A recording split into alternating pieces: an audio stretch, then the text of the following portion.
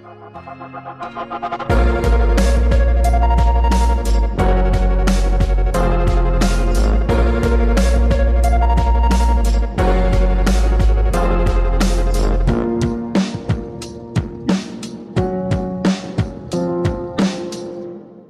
to Blackbird, episode number 45. My name is James, and today I am excited to bring to you a conversation that I had with Matt Erickson and LB Muñiz.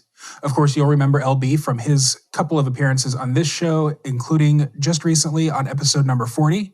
And Matt, you will know from the King Pilled podcast on YouTube, and he's also the co-host of the Wealth, Power, and Influence podcast with Jason Stapleton. When LB was on the show just a couple of weeks ago, we had a conversation about Matt and his wealth, power, and influence focus and his sort of anti-politics stance. And of course, as a recovering agorist myself, I'm very sympathetic to this way of thinking. However, LB and I both are members of the Libertarian Party Mises Caucus, and so we have some differences with Matt. So I think you're really going to enjoy this conversation. And I think we're all going to get a lot out of it.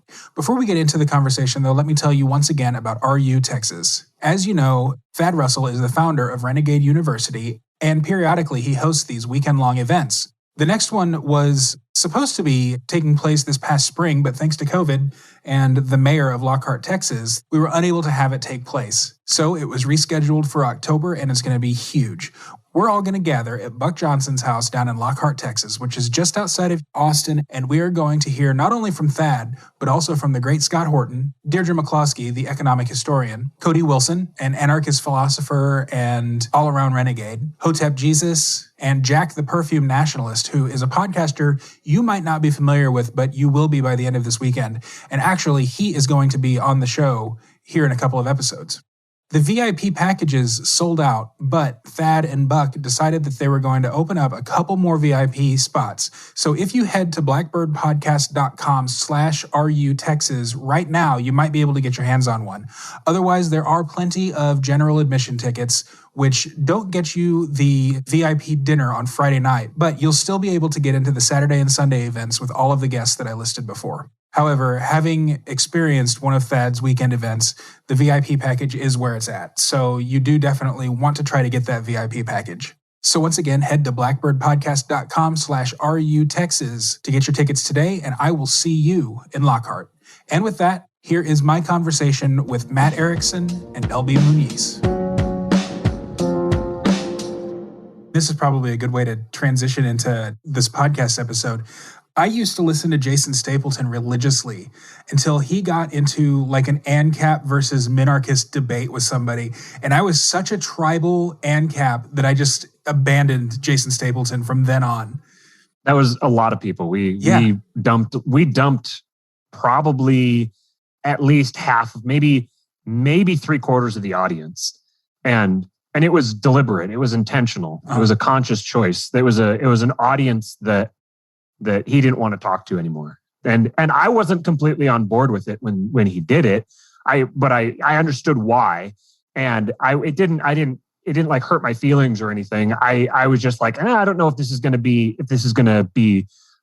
have the effect that you think it is. And I was wrong. I was completely wrong, because we dumped basically the people who just want to sit around and bitch about the state all day. Mm-hmm. Those were the people that we dumped away from us. And I'm sure there was a lot of well-meaning people who went along with them, but it's kind of like, if we had to dump those to get rid of the specific target group we were trying to get rid of, then so be it. Yeah. So yeah, it was a conscious decision, and we're very, very glad that we did.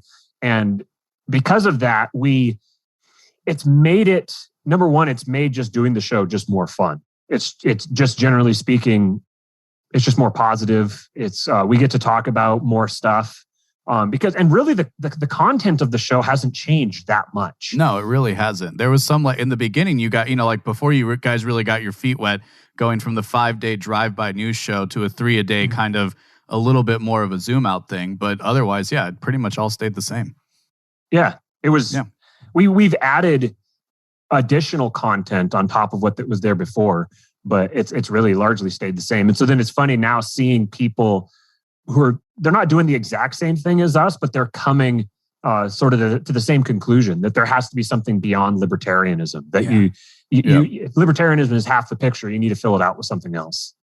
I called it beyond politics, but I think beyond libertarianism works as well.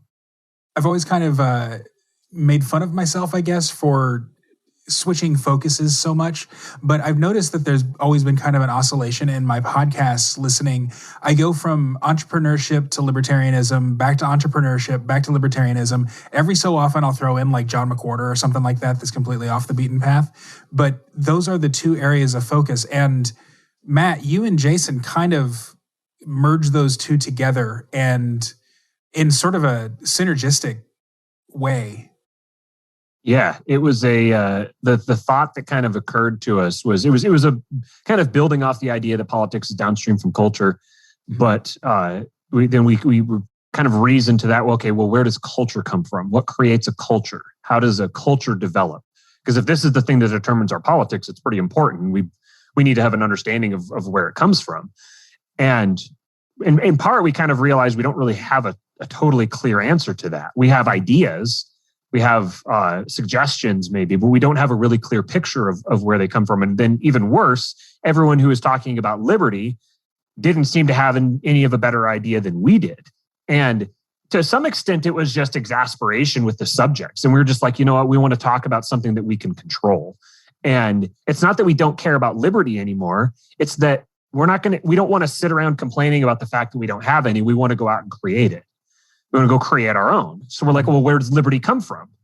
Liberty comes from the ability to control yourself, the ability to control what you do, where you go, what you do with your time, and how much of your income you retain is ultimately going to be determined by whoever has the power to determine people's incomes, to determine what the tax level is going to be. That's ultimately going to be determined by the people who have power and money.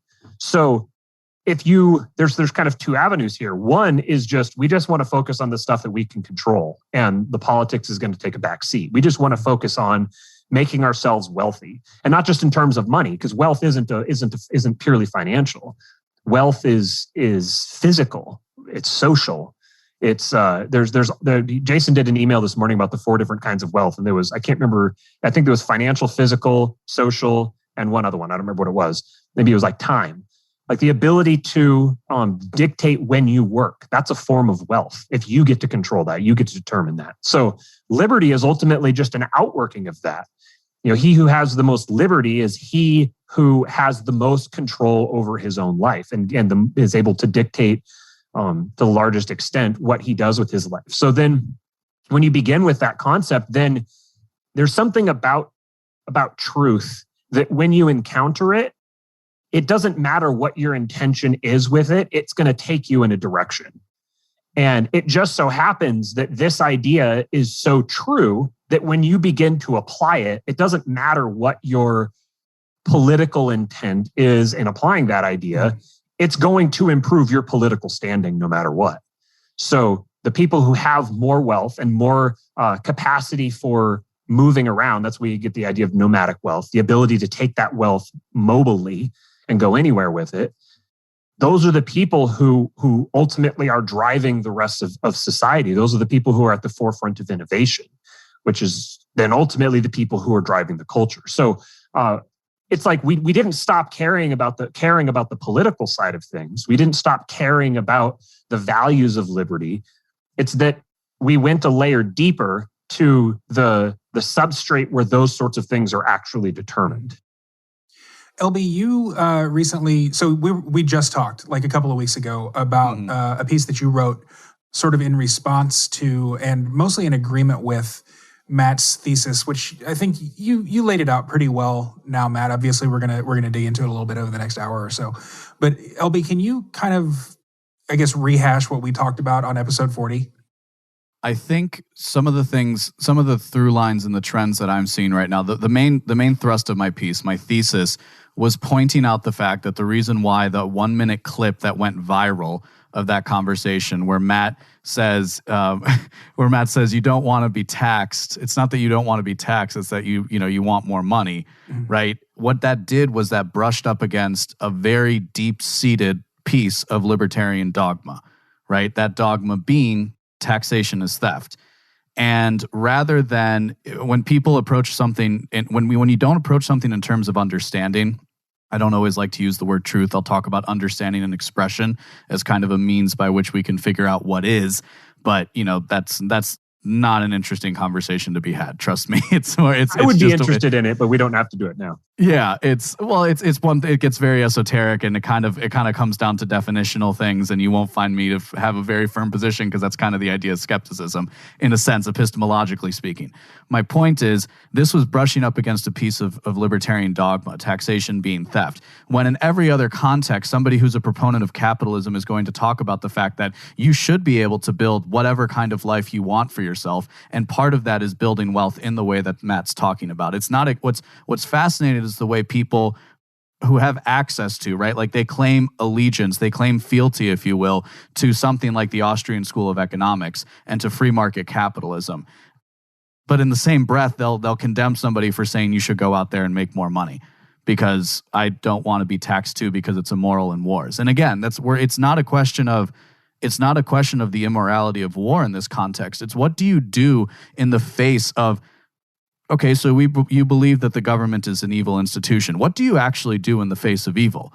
Do you acquiesce? Do you do nothing? Or do you try to make good, right? Do you try to make something of yourself and to make your life something worth having and worth living? And I recorded with Jose Galison last night, actually. But, I've really been focused recently on how many people prefer to live their lives stoking malcontent, discontent, anger, angst, anxiety. Like people literally feed off of it. They live off of it. Social media reinforces this, especially a platform like Facebook. Twitter does a little bit, but most of us are playing a game on Twitter at this point. And then the people who aren't playing a game are the ones that you dunk on and that you kind of say, haha, look at this idiot person. But the point is those people themselves are like, why, if you hate what we're saying so much, why are you exposing yourself to this? Like it's at the end of the day, as amazingly brilliant as I think we all are in this space right now, we're kind of inconsequential at this point. Nobody's the test to which any of us have anything to say will be determined in 100 years. So why don't you go and make yourself happy? No, instead you're going to choose to take exception to something that's being said. And moreover, you're contradicting yourself, because on the one hand, we want to build wealth. We want people to succeed. We want people to be free. But on the other hand, because you didn't say taxation is theft in the name of the Father, Son, and the Holy Spirit beforehand, we couldn't actually have the conversation. And that's why I call it dogma. And that's why I put inquiry before dogma, because I don't enjoy thinking in such a static way. And in fact, again, I'm more interested in how the whole picture fits together. Mm-hmm. Matt, anything to add to that?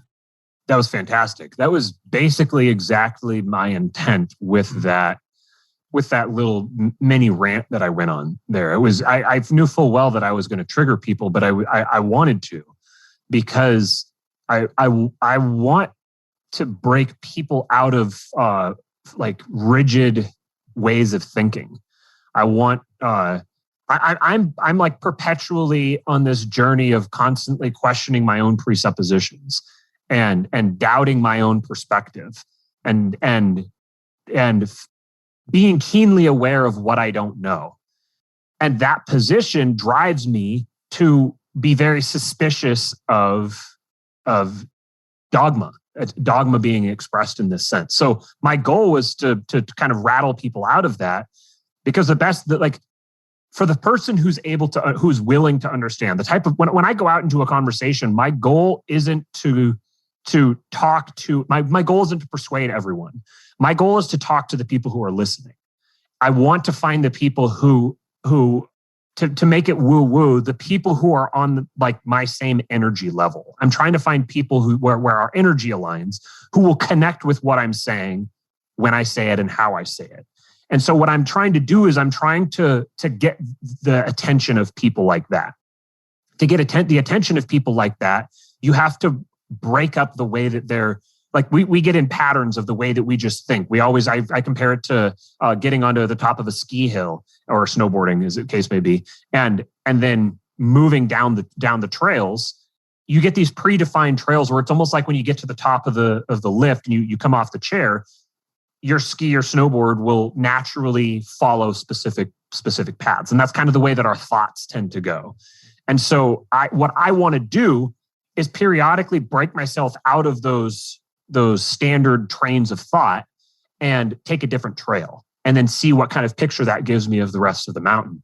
And so to get people broken out of those chains of thoughts, you have to say something that shocks them or that makes them stop and think. It freezes that thinking process, and they have to kind of evaluate what you're saying.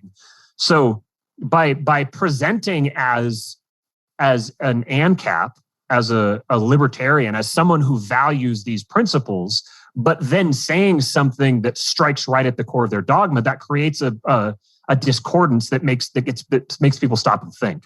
So that was my goal going into that. And from there, I knew that the majority of people were just going to be triggered and they weren't going to, I didn't expect it to obviously be a huge deal like it was. I didn't expect that specific line to get people. I was speaking a little bit extemporaneously, but that was the character I was inhabiting as I was talking. And so my goal was to get the attention of the people who are going to stop and say, okay, well, wait a minute. What do you mean by that? Because that seems too simple. That seems too naive or childish. And so I wanted to get someone's attention so that then I could try to get them thinking a layer deeper than they usually do, or go a layer behind where they usually go, to the actual, as LB pointed out in his last conversation with you, nobody is born with the sense taxation is theft. Mm. Nobody would tell you that right away. What happens is they get their first paycheck and they're sitting there dreaming of how much the check is going to be. They're thinking about, they've spent the entire paycheck before they even got it. They've got it all the way down to the penny. They know exactly, they've done that math so many times to know exactly how much money is coming. And they get it, and there's way less. And they're like, what? They get all pissed off. That sense is not because taxation is theft and because someone's using their money to bomb kids in Yemen. Mm-hmm. That's not a rationalization that happens there in the moment. What happens is they're like, I want my fucking money. Who took this money? And someone comes along to them and says, hey, did you know taxation is theft? And actually, not only is taxation theft, but they're taking your money and they're using it for bombing kids in Yemen. And then you're like, yeah, hell yeah, taxation is theft. So you didn't arrive at taxation is theft as like an axiom of your world. You were coached into thinking and saying that. Someone made that case to you. You were persuaded by that person, and now you're carrying the flag for that person.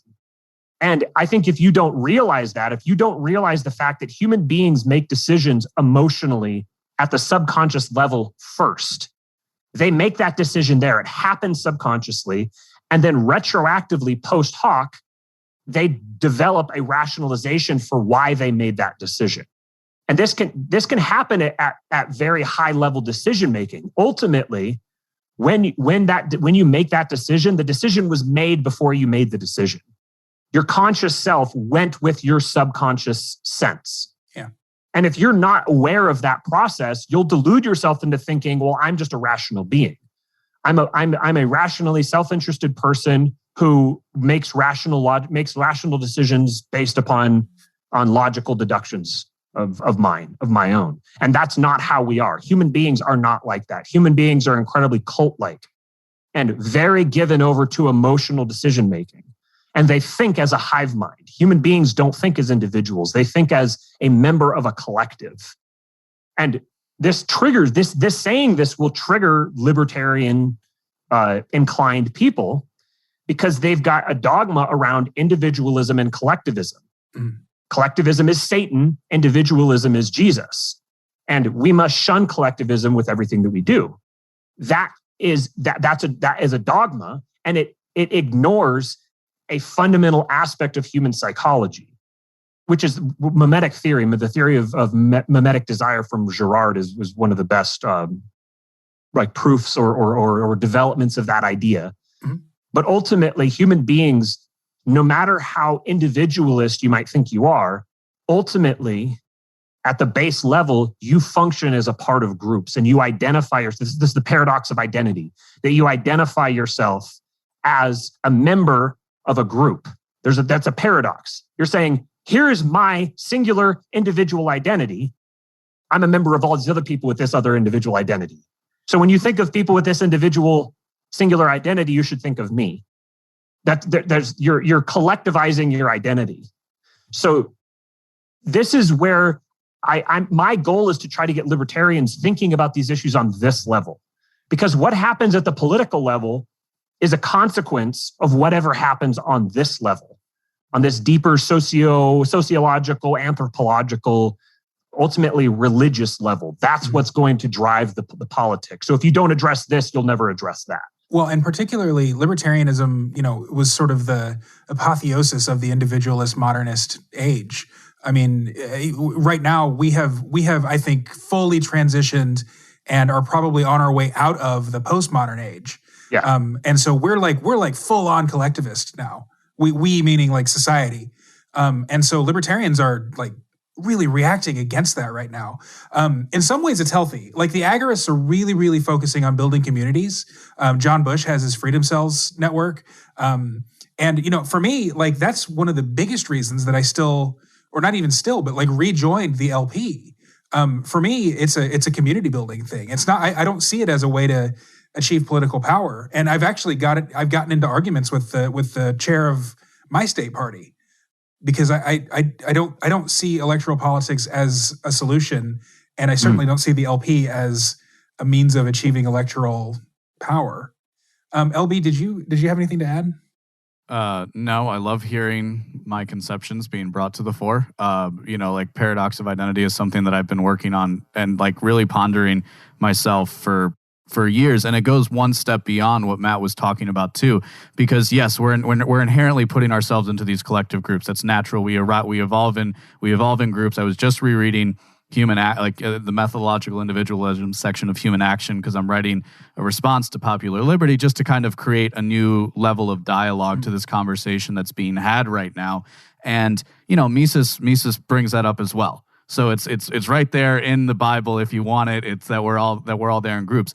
But it goes one step further than what Matt was talking about, which is also that I can ascribe all of these positive attributes to the school of thought, to the ideology that I bring, that I consider part of my identity. And there's a myriad of these identities that we all participate in at multiple times, or rather simultaneously.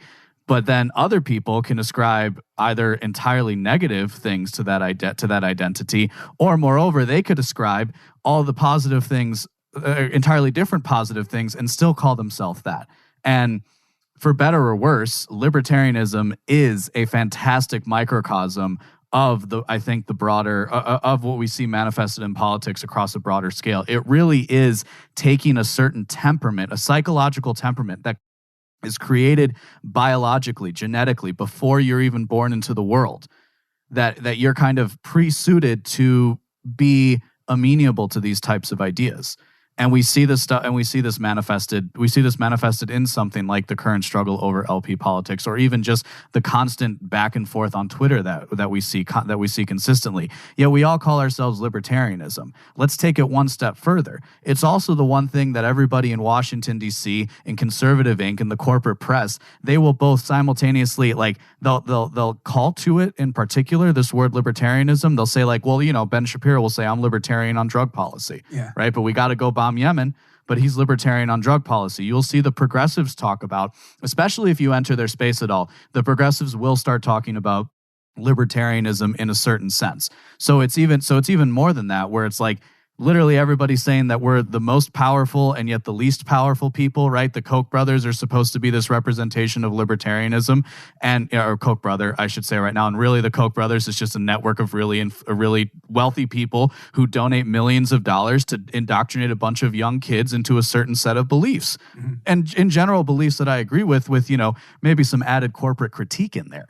That I've really, that I think we've all incorporated in a post-2016 and certainly a post-2020 world.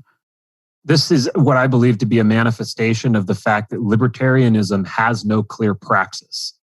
And because of that, no one has any idea what to associate libertarianism with in the real world. So it becomes an empty suit that anybody can wear. Because there's no clear praxis, there's no way to port that from your mind into reality. anybody is either going to adopt the term for themselves to have all the good parts of it and none of the bad parts. They're going to redefine it, which is kind of the same thing, or they're going to imbue it with all of the bad things. So they're going to say libertarianism is equal to white supremacy, for example, or libertarianism is equal to. So I won't go on a second date with you. Sorry, still bitter about this.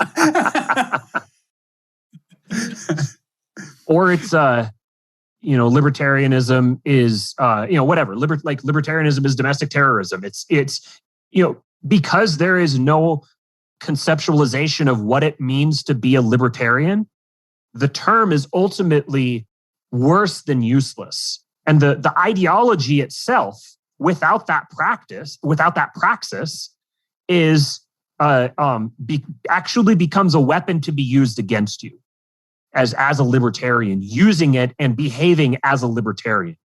It's effectively political pacifism in practice. Yeah. I've been thinking about how to answer this question of why is there no clear idea of libertarian praxis? I would actually argue there is, and it is exactly the path that you and Jason have taken over the last few years and the community that you're trying to build. If you're actually talking about how you're going to apply ideas in real life, it's like, well, build the best life you can for yourself, right? That's the ultimate individualist capitalist idea. We don't need to get sidetracked into a conversation of individualism just yet, because. And I was thinking about why. Well, okay, libertarianism was, how does the story go? Libertarianism was 8 people in a room with Murray Rothbard 50 years ago, right? Or 60 years ago, whatever it would be now. And it was just a few people, and he was bringing these ideas out. We were further developing, what's now called the Austrian School of Economics. And who were the people he was talking to? He was talking to a bunch of other professors and people like that in academia. The way the country was then and up until very recently, academia was the only place in which these ideas lived. And it kind of, and like the university, I haven't written this out yet, but like basically the university has a couple of things going for it, or it had, historically speaking. It was a safe place that you could go where they had all the books and you could spend all your time there. But as we've seen with some of as we've seen with people like Jordan Peterson, like Heather Hine and Brett Weinstein, like Thaddeus Russell, it's also a bit of a golden prison, if you will. It also is kind of like, well, you can do all the radical ideation that you want. You can do whatever you want. Just like, you can't step out of line, because if you step out of line, we're going to kick you out of the university. So it's also, it's this necessary, like, it castrates ideas necessarily, this academic environment. What we've witnessed as the university system in the United States has really broken down because of the massive debt that they put on their students, the ideological possession of the institutions, the fact that all the ideological possession in question is a completely morally bankrupt ideology for the most part, where we've now seen this move into a broader space where people like us are having this conversation, who many would argue have no business having an academic discussion despite what we've read, because we don't have the credential. We're not approved for having these kinds of conversations. It's all well and good, right? It's all well and good in good times for you to think about the ideas in the world that you would want to envision.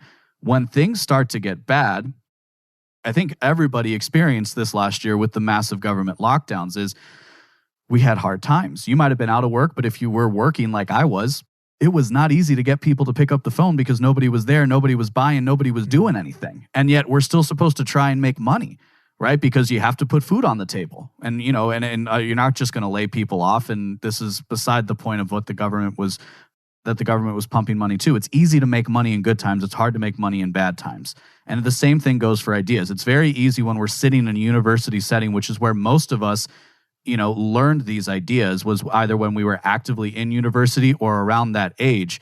You grow up after a while and you kind of move away from, my idealistic youth, like, libertarianism is great, but I live in Texas, so I'll just vote for the Republicans now, right? Or I live in a state like Illinois, so I'm just not going to even pretend to care about politics because God help me, these people are awful.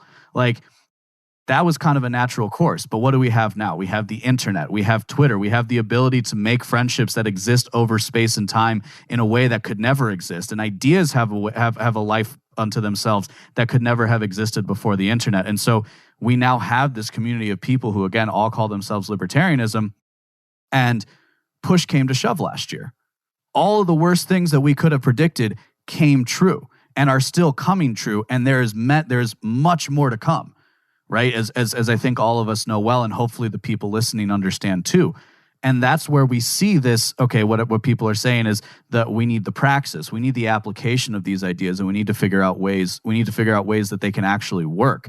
And what I don't like, and I think some of this is inevitable given just personality differences and kind of the way people approach things, what I don't like is a lot of the division that seems to be, that is sort of happening amongst certain camps, right? I don't think we need another branching off of the Cato crowd and the Mises crowd. I don't think that's necessary, nor do I think it's wise, considering, again, the stuff that's coming next. Why should we try and alienate more people? That doesn't mean that Matt was wrong to say what he said, because he was completely right. And exactly that. You need to kind of shake people out of their slumber and be like, hey, dude, like, push is coming to shove. What are you here to do? And what we've seen is a lot of people are very willing to bury their heads in the sand. We're seeing that people are very willing to follow the herd that's in front of them, because we are herd creatures. What I'm arguing for anybody who will listen is that it's time for you to find your herd. Like it is this idea, you guys put it in terms of collectivism. You do have to find your herd. You have to be intentional with the people that you associate yourself with, because again, bad times are coming. Like, we are coming very close to literal papers, please. And in a much realer way than I think any of us would care to admit. And I would argue that sort of papers, please situation is probably much worse than past papers, please situations, because it's going to be much harder to avoid. It's going to be much harder to get away. It's not like you can just get yourself to a boat and escape to a different country and then all's well. Part of the Faustian bargain of a global technocracy is that everything being connected is great for this, like connecting with ideas across the internet and meeting people who think like you that you otherwise never would have. But the downside of it is that it's now that much harder to escape or to relocate yourself. It's raised the stakes, and it's made that significantly more difficult. Now, again, that goes back to the wealth, power, and influence idea. But I agree with everything that you said there. One point I would make is you said you didn't like the division or the splintering or the breakdown between reason and Cato, that sort of thing.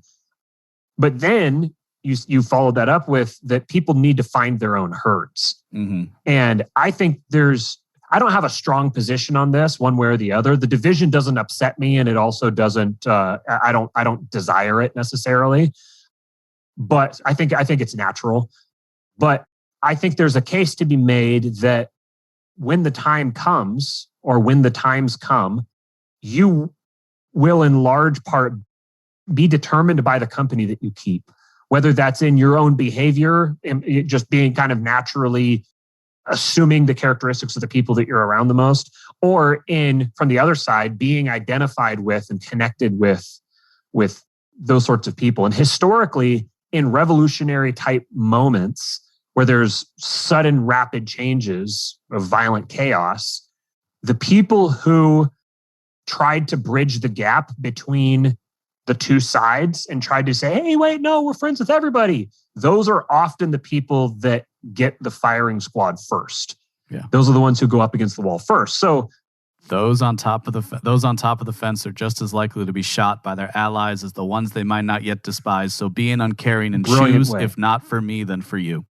Brilliant way of framing it. Absolutely. Yeah. So I think that part of finding your herd also means driving away certain types of people you don't want to be affiliated with. You don't want to be associated with certain types of people, which gets to some of the pragmatic arguments that I have against the whole LPMC approach, is that you're dragging yourself into the eye of Sauron. At what cost? At what cost? At what benefit? If you just do a cost-benefit analysis of it, that's one major part of it, is that now you're positioning yourself as one of these people who isn't trying to bridge the gap necessarily, although that's what a lot of the rhetoric is, that, actually we're the best part of both of you guys, which isn't the libertarian message and shouldn't be the libertarian message. But yeah, and I don't know how much we want to litigate the whole, is the LPMC worth it? I'm going to be doing an interview or doing like a debate with I feel like a dick. I just completely forgot her name.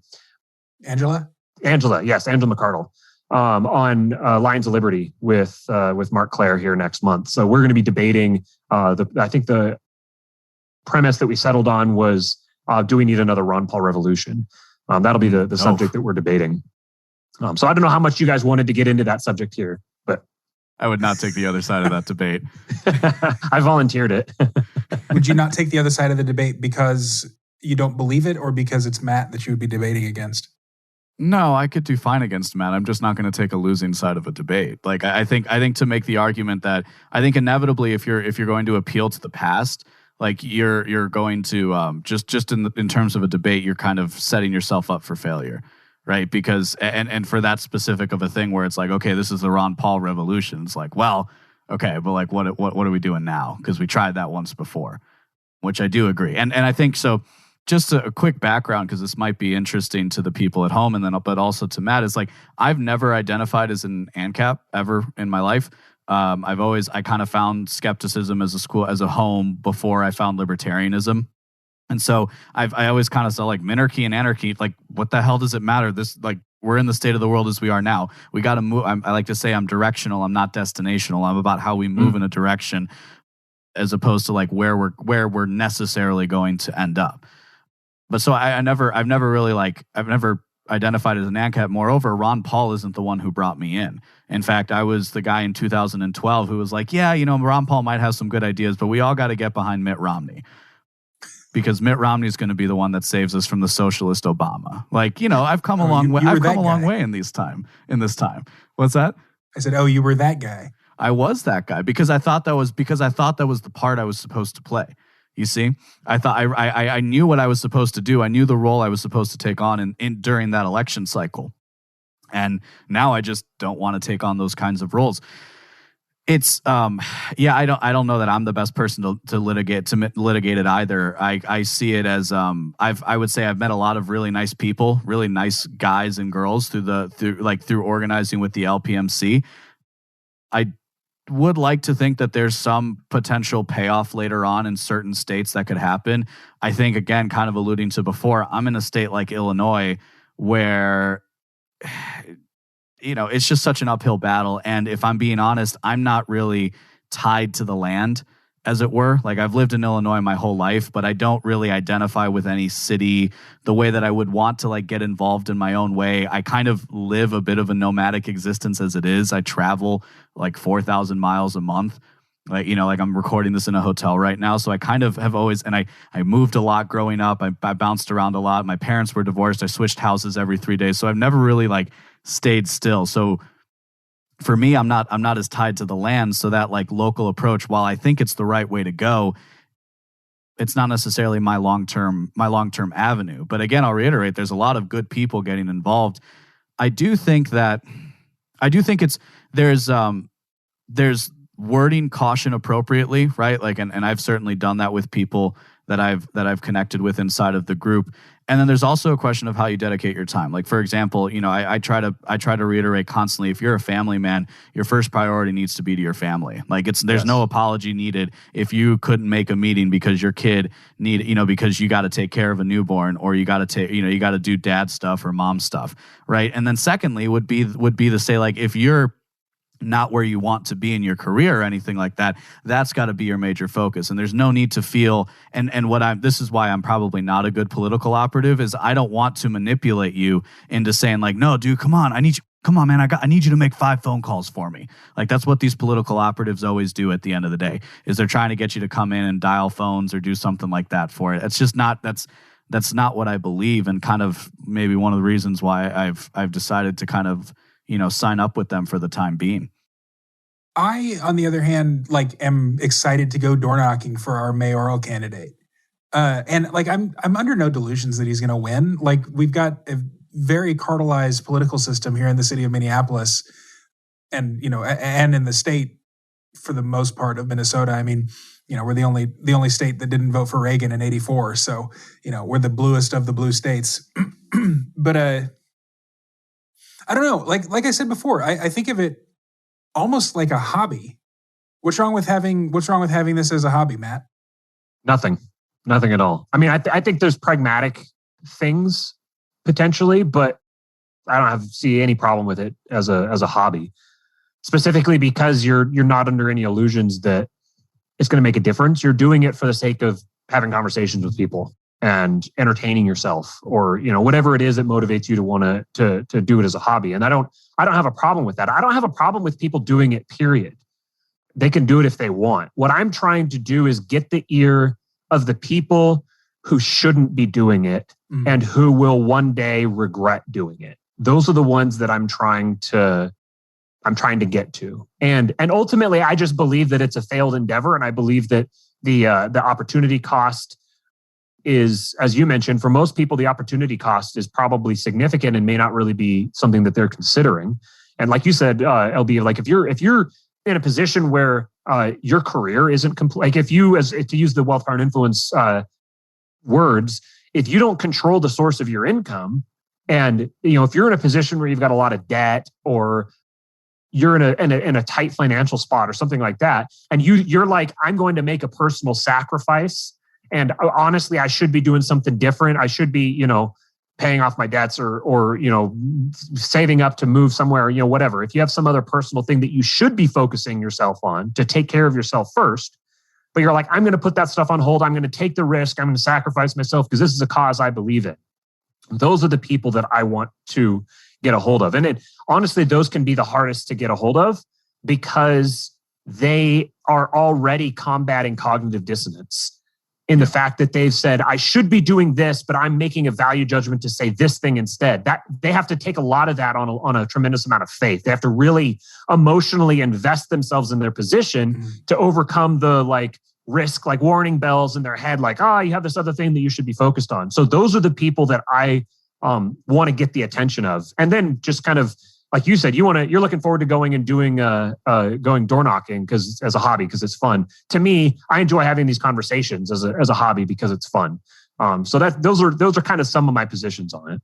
Yeah, I also see it as a networking opportunity, I guess. I mean, I'm building a brand, and as much as I hate to brand myself as a libertarian podcaster, I mean, my audience is mostly libertarians, and so I guess that's part of my, reason / justification for continuing to be active in the libertarian community, quote unquote. But also, I mean, I've been doing this for a long time. I looked yesterday, I've been in the Mises Caucus Facebook group since day 2 of the Mises Caucus. Like Michael Heiss was there on August 1st, and I was there on August 2nd of 2017. These are my friends. I don't have, obviously nobody has libertarian friends in real life. I so do. these are the people who I He's my associate cousin. with. What'd you say? I do. He's my cousin. Oh my God. You claim him?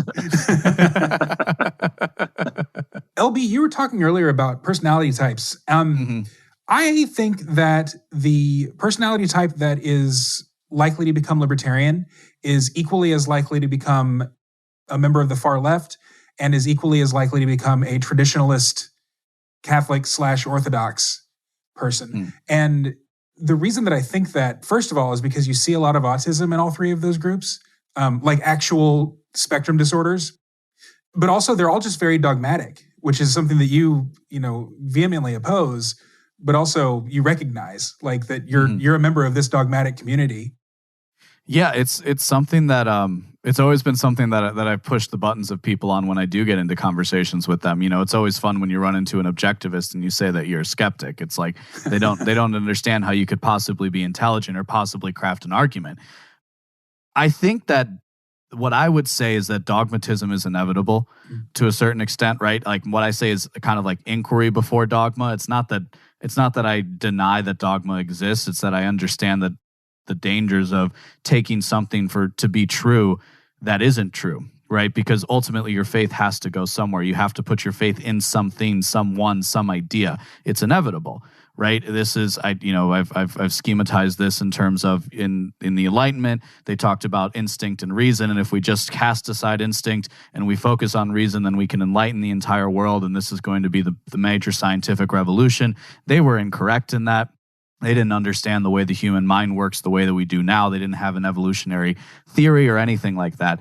So I just put forward that I think that we operate at the level of instinct, reason, and faith simultaneously in most situations. But instinct is like your emotions, it's your genetics, it's epigenetics, it's all these different things that are oftentimes subconscious, if not unconscious, especially if you don't take the time to really understand how we come to know things as a human being. Most people aren't interested in figuring out how we come to know things. They never have been. They never will be. And that's okay, right? It's completely acceptable if you're not interested in that. However, what I would ask for in return and never receive is that you also recognize that you should maybe listen to people who are interested in exploring things like how we come to know things. What you'll find is that people really don't like it when you point out that they don't know things that you know, which is, I think, a lesson all of us have learned in our youth here, right? But it's like, it's something endemic to humanity. It's not unique. Like, most of this stuff isn't unique to libertarianism. The last thing I am is a libertarian. There are so many more parts of my personality that were set, created, and done before I ever discovered the word libertarian, before I ever discovered the Austrian School of Economics. And I am so grateful to have discovered these things because they have given me an insight into the world that I would not have received otherwise, right? That's not the point. The point is that you're created, you grow up, and then you kind of come upon these ideas, right? They're either given to you, right, in the way that you might be raised in a religion or a specific political idea, or just, you're raised in the South, so you have a participation in Southern culture, or you're a New Yorker, or all these different, we talked about culture before. And as far as I can schematize culture, I start at the individual and kind of work my way up. And again, my point is that we interact with all these levels of culture simultaneously in our everyday interactions. And that would start from like yourself, again, like in a biological sense, your family, your friend group, your vocation, your local, your regional area that you grew up in, your society that's bound by some kind of a government, the broader civilization that might span across multiple governments and multiple different societies, the different languages that are spoken across but still have adherence to the same ideas.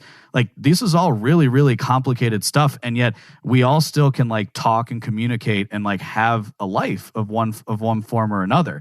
And that's like a pretty awesome thing. But again, like, we're trying to figure out what is culture, where does it start? It's complicated. So let's work through and figure out the things that we need to go that we need to go and work through. Matt, you host a podcast called The King Pill, or is it King Pilled? King Pilled, yeah. Okay. So I hate the pills. Red pill, blue pill are great. They're the Matrix, and they are a way of identifying a person by the way they see the world as it is now. The black pill and white pill I hate. I think that the black pill is really just a myopic version of the white pill. Every black pill person I know agrees that we're going to come out better after the horrible situation that we're going to be in soon. Every white nihilism is boring. Yeah, every white pilled person I know understands that we're going to have to go through some shit before we get to their happy state. So, what is the King Pill, and why should I like it? So it's kind of funny. The title for it came from a conversation that I was having with Steven Messina, the other guy who hosts it with me. I don't want to say my co-host because that makes it seem like I'm the host and he's the co-host, and really it's where the two of us are we do it together. So he's my co-host. So I don't remember exactly how the conversation was going, but we were talking about these ideas, the ideas that we talk about on the show. We became friends because of reading Unqualified Reservations, and I turned him on to it. I turned him on to Moldbug, some videos on YouTube that were breaking down Moldbug, and it kind of blew his mind, like it did me when I first encountered him. And so then he and I were just chatting back and forth for a number of days about all these issues and some of the stuff that I was working through, trying to think through these philosophical issues. And he kept saying, we need to start a podcast. We need to start doing this on a podcast so that other people can hear this stuff. And so one day, basically, what our conclusion was that monarchy is the natural form of human social arrangement. That it's innate to human beings, and so I just one day just said, we need to start this podcast so we can king pill these mofos. And so from there he was just like king pilled. There you go. There's the name of the show. So the idea of king pilled is for one just to kind of get people's attention, but two, it's this idea that monarchy is inherent in human psychology. This is why it's borne out in the hero archetype. This is it's every natural system tends toward monarchy. It tends toward the hero of the hero of the hero of the hero, the guy at the dominance hierarchy made up of all the dominance hierarchies. There's that essence that seems endemic to the human mind, and it's borne out in what I would consider the fundamental human unit, which is the family, the father, the mother, and the child, and that's like a fractal. It would be a fractal.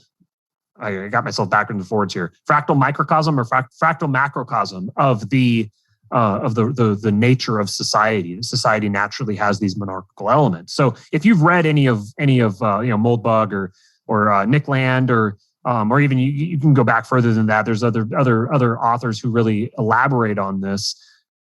You're familiar with the monarchy idea, but we take it a little further and we see this parallel with Christianity then, with Christ as the King of Kings. And both of us kind of come to the table as sort of sympathetic to Christianity, but not necessarily devoutly Christian. I used to be. I grew up very devout, but for the last 10 or 15 years, I've kind of drifted away from the church. And this was after going to evangelism school and like giving Bible studies, going door to door, doing door knocking, doing Bible studies with people and taking people to evangelistic series, all this kind of stuff. That's how I grew up. Kind of drifted away from the church, and it was recognizing this pattern that actually led me to look at the church again, to kind of look at it with new eyes. Like when the Bible describes Christ as the King of Kings, suddenly I was like, that has new meaning to me with this understanding of the Moldbugian case for monarchy, or for anybody else who's made the case. There's a number of other people who have made the same case. He's probably just the one that would be the most relevant to most of the people who will be listening to this podcast. So the king pill is really that monarchy is the natural state, the natural human social organization, and that this is a product of how we were created as by the King of Kings. That might be like, you might say, like the working hypothesis of the show. Is it different from the clear pill, or did you guys just kind of come out with that around the same time Yarvin was talking about clear pill? I think we came out with it after I think he just was talking about the clear pill first. And to my understanding, the clear pill is basically just accept reality for what it is. Just accept and don't fight the system, because when you fight the system, you feed energy into it. Yep, that's what his basic thesis is. And for those who aren't familiar with Mencius Moldbug or Yarvin, Curtis Yarvin is sort of a political philosopher, so to speak. I mean, he's a software engineer by trade, but he's pretty brilliant politically, even if you don't necessarily buy everything he says.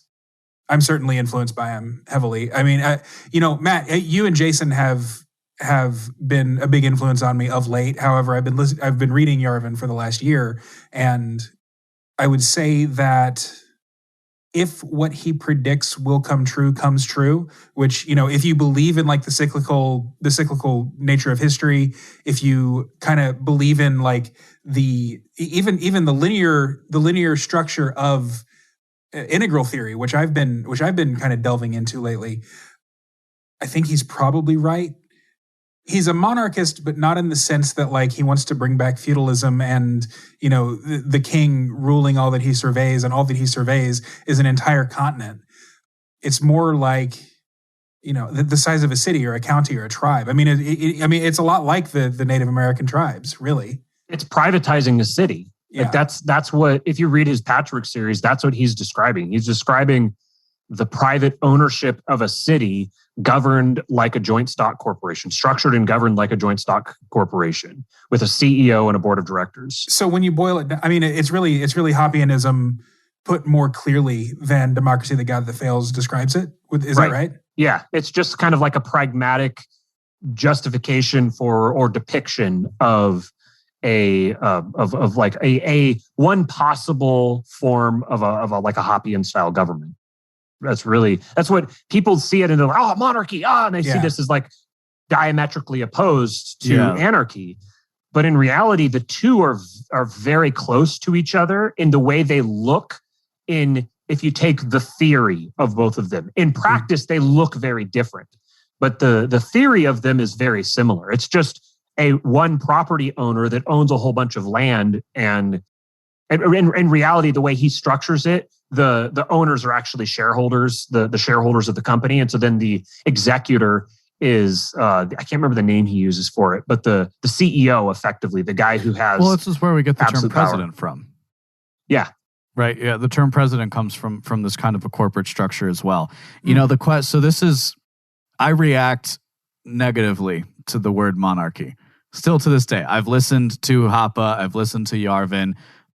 I won't deny I'm not going to sit here and deny the logical arguments, but as I'm sitting listening to the last couple minutes of conversation, the first thought is that this is exactly why I have a show, and these are exactly the kinds of conversations that I want to be having. The second parallel thought is it monarchy? Is monarchy the best word for what we're talking about here?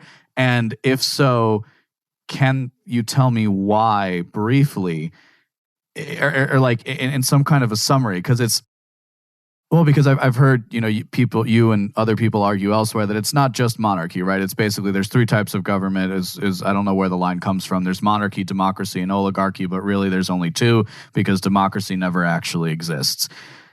There's a school of thought, by the way, that also says there's actually only one because monarchy never actually exists, because ultimately the monarch is governed to a degree by his board which directors. Is kind of why which is actually where I was going with this, is that and I think it's Heraclitus talks about like there's a natural progression to the state there's a natural progression to the state, and you tend to move from a tier, like what is it, like a state of anarchy into a monarchy, and that in turn goes into a democracy, which goes into an oligarchy, which creates a state of anarchy, which then brings about the monarch again. If we look at the founding myth of Athens, that's because it's an interesting one, is I think the king, I'm not even going to pretend to remember the Greek king's name, but the point was there was a Greek king over Athens, and he acquiesced authority to the people when it was when it was time for him to move on, and he gave up power. And this is a very powerful myth, and this is a very powerful myth about humankind. The American, in the aftermath of George Washington's death, Parson Weems wrote a book, The Life and Times of George Washington, or something to that effect. And that's where we get all the myths about, like, he never told a lie, he chopped down a cherry tree, these types of things. And it was done precisely to capture this same idea of the myth, is here was a man who could have been king, but chose instead to release power. So I guess the question I would have is, if it's cyclical, then it's just a question of where you are in the cycle, right? So I guess for me, from my perspective, and I'm happy to hear why I'm wrong, is I view the form of government accidental to the conversation that we're kind of having. Mm-hmm. Especially if we're getting to a point where it's effectively privatized cities, where you have a board of directors and a single CEO that is the one person responsible for things, and we don't see the bureaucratic bloat that seems to be inevitable. But I would just back up that point, which is to say that there's a lot of bureaucratic bloat in large corporations. So even if you have a corporate structure, are we really escaping that kind of an idea? Yeah, it should be clear. First of all, I almost said this when you first started talking, but the specific form of government that he describes in Patchwork isn't. Mm-hmm. I don't advocate for that. I think it's an interesting curiosity. I think it's an interesting proposal, and I want to see more people making proposals like that and thinking pragmatically about how you could solve this problem. I like to say that the problem of government isn't an ethical or moral problem. It's an engineering problem, because people respond to incentives. And if you can engineer incentives, you can engineer people's responses. Now, to me, I don't see this problem as solvable necessarily. I think it's, like you said before, directional rather than destinational. What I want to see is people innovating solutions. I want to see people innovating possibilities, because I think as those possibilities are applied, it can move us in that direction. So to a degree, my position on this is very similar to what a lot of libertarians' position is with libertarianism, which is that we're not actually going to bring this about. I just want to get people thinking and moving us that direction. And if we get to the point where we're arguing about how should we structure our monarchy, well, hey, that's great. To me, what's more interesting, that's kind of the hook of the show. And we talk about that a lot for sure. But what's most interesting to me is the personal application of it. So how do I apply this understanding to my own life? And first of all, in the whole concept of just like a very pragmatic sense, like becoming the king of your own life, and treating your life as your royal domain, and behaving over it as if you're a king who's trying to maximize the value of his kingdom. That's an interesting point to me. But even more so, you talked about the king or the person who could have taken power, but he stepped down from it. I know there's the story of Cincinnatus in Rome, and that may have been what you were thinking of. The old man who was a farmer and he came back in, or maybe there might have been one in Greece too. And I don't know. Yeah, I don't know my ancient history history that well. Too, yeah.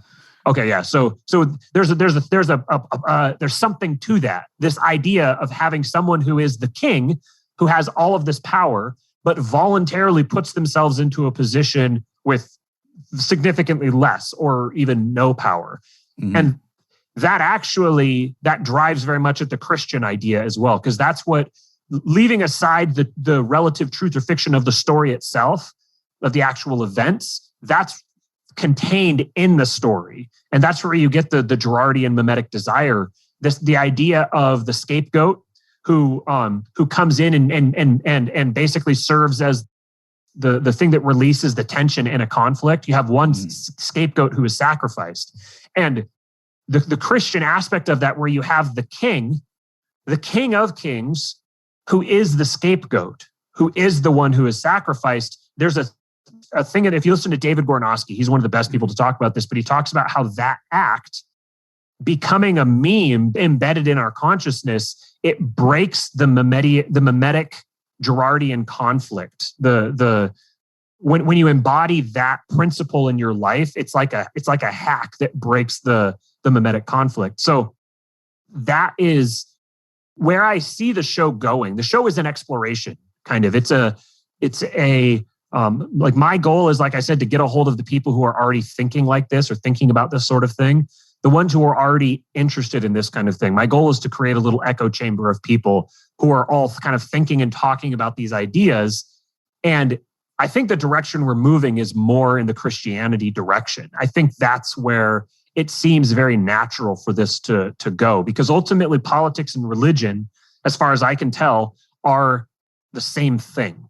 It's the same software running on your computer, and it's just expressing itself in different ways. But ultimately, the two are always going to be united. The church is always going to function as a state of sorts, and a state will always create a church or it will co-opt an existing one, because the two are just inevitably connected. I've had the thought. So, as far as like where the name of my website comes from, it's to the answer to the inevitable question of why am I not one with the woke? It's because I'm not woke. I've been awake. Like, I haven't been asleep. I've been paying attention to these things for far longer than you have, person who's just reposting something on Instagram. You are obviously correct, because politics and religion have been intrinsically linked throughout all of human history. One thought that's interesting that occurred to me as it relates to what we kind of experience, and certainly this has been brought about by Moldbug's conception of the cathedral, which is somebody who was raised Catholic, I kind of reacted against at first, because I don't like things, something as beautiful as a cathedral being associated with something as evil as, like people interested in social control to further their power for negative ends. But to the point is, how do you reverse, and this is a question to chew on, how do you reverse engineer a religion? What are the components that you would need? And certainly we've witnessed the stepping up of how, like, this reverse engineered religion, this consequence of the social gospel movement, where we remove, and frankly, I think this is a little bit of a danger of having religious conversations when you yourself aren't a religious adherent, right? If you don't consider yourself as part of it, when you remove Christ from the message of Christianity, what are you at? There's a huge danger there, because you're kind of removing the whole point, and you can very easily forget the whole what you're supposed to do in the consequence of that, if that's making sense. And we've witnessed what happens with that over 100 years with the progressive movement, with the rise of the total state, with the rise of the nation state. We're about to have the Olympics. I guess they're going on right now. The opening ceremonies are happening. The Olympics were a tribute to the gods of old, right? The city-states would get together and they would worship the gods, and they would engage in sport. Well, today we do worship something. So we're not worshiping God, we're worshiping the nation state. What I think is unique about our times is that, and this is where I think we converge a lot more, is I do believe that we are witnessing the end of the nation state. We are. I think it started. I think if history was going to put it anywhere, it'll be probably like 2014, if I had to make a guess. But you'll look back and you'll say 2014 is where things started to end. I mean, think about the fact that the cycle moves so fast that we don't really sit and ponder of it. But as I drive around the country, and I just think there was an autonomous zone that operated. There was a zone that said we do not belong to the United States of America, and it was allowed to operate in multiple places for months on end. Only in recent. That's it, man. It's over. The for whatever else you might say about the power that they can assert with technology, they can't assert that much power because stuff like this is happening. And because and we also see this in the flags that people fly. This is again, I drive in small towns across America where you would have seen the red, white, and blue. You now see the black, white, and blue. You now see the thin blue line flag being flown. And in Chicago, I'm driving in a different neighborhood than I live in, and I see a flag. I'm like, oh, that's kind of interesting. You don't really see flags on cars in this area. Or if you do, it's a Puerto Rican flag or something. And the person, and no offense to Puerto Ricans, I mean, you can't help where you're born. For reference, my family's Cuban, so that's where that joke comes from. But you can't. But they turned and it was the pan. Sorry, they turned and it was the pan. I couldn't even help myself. They turned and it was the Pan-African version of the American flag, right? Where you have the green, the black, and the red. It's over. It's all like the America that existed is already over. We're just living in a marriage that hasn't ended yet. We're just living in a broken marriage that the people hate each other, and we see this as libertarians, broadly speaking, people in this space, and it's becoming mainstream. And I think that's one of the things that I think is most exciting about having these kinds of conversations, is that given that we are on the margin of political ideas, it's more than likely the best thing is going to come from us. So, but again, I think it's an important point to reckon with. It's already over. I don't know if you could see me throughout that whole thing. I was nodding vigorously because you just ignited a fire in my head. So there's so many points contained within that I want to address as many of them as I can. I agree wholeheartedly with what you're saying. I believe you're entirely correct that it is over. One thing that you said that I would modify slightly is, yes, this is the worship of the nation state, but I would argue that it's the worship of what the nation state represents, which is the idealized conception of the self. Ultimately, the nation state is the end goal of liberalism. This is what happened with. I have a historical structure that's built itself in my mind that I think this matches with really well. That from the time of Christ. So if you read the book Dominion by Tom Holland. If you want to understand this current era, read the book Dominion by Tom Holland. He takes a effectively neutral position on Christianity and just surveys the history of it. And he doesn't advocate for it or against it. He just evaluates it. And he started as an atheist, and now he's much more of a I think he's attending the Anglican Church now. It's kind of made him more comfortable with Christianity, because what he realizes is that we are all Christians. We are in virtually every sense of the word that matters. We are Christians. We operate according to a Christian ethical system. The woke movement is a Protestant, is a sect of Protestantism. Mm-hmm. It acts as a Christian sect, and it's a problem with traditional Americanism that it's at war with, which is another Protestant sect. Its problem with it is that it's not Christian enough. Look at all of these people who are downtrodden from your you not being Christian enough. You haven't fulfilled. This is why you always get these atheists who want to talk to the Christians and tell the Christians what it means to be a Christian, because they are Christians in the anthropological sense. So we are all Christians. What happened is there's this parallel movement that has gone on. I said politics and religion are the same thing. There has been religious decentralization happening at the same time as political decentralization. Both movements have been driven by this same sentiment, which is this evolving awareness of the self. And I think my kind of working theory is that it reached its apotheosis with Descartes saying, "I think, therefore I am." Mm-hmm. Treating himself, and which really is actually a non sequitur.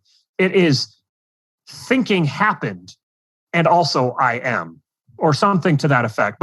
So he begins with himself. And from there, the liberal tradition has built itself on the idealized conception of like individual with a capital I.